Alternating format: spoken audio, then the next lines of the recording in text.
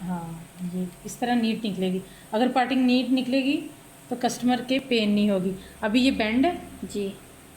हम यहाँ पे इसके अपोजिट जाके कॉम को यहाँ रखा और आयरनिंग शुरू की अपोजिट साइड। ठीक है बेटी, समझ आ रही है? जी मैम।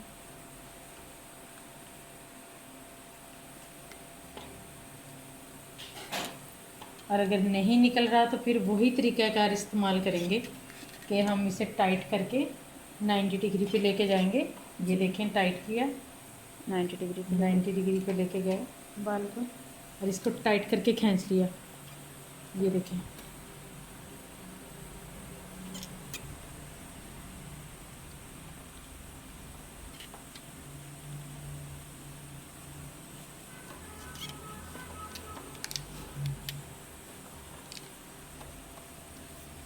एक भी बाल को हम इग्नोर करके आगे नहीं बढ़ सकते। जी। उधर को नहीं निकला, आप इधर को अपोजिट ले आए।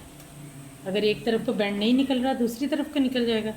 दूसरी की तरफ को नहीं निकला तो यूँ सामने को निकल जाएगा। हर तरह आपने बाल को मूव करना है कि बाल आपका अच्छी तरह से बिल्कुल स्ट्रेट और बगैर बैंड के हो।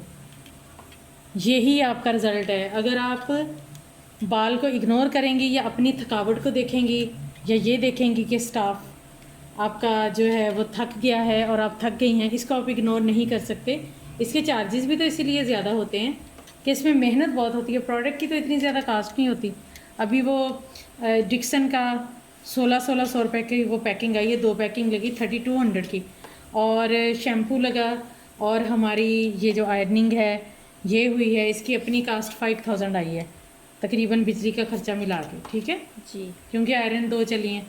तो अभी जब आप करेंगे तो आप 3000 में तो नहीं करेंगे। नहीं। आपने तो हमेशा पार्लर का ये रूल है कि 50% पे इसका होता है, जो इसके चार्जेस होते हैं ना, 50% पे होते हैं।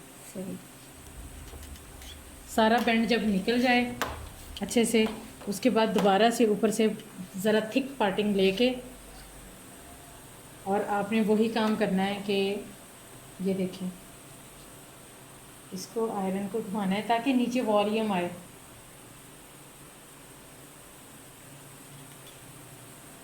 ऐसा नहीं लगे कि ये बिल्कुल डेड स्ट्रेट लुक है और वॉल्यूम नहीं है बालों में।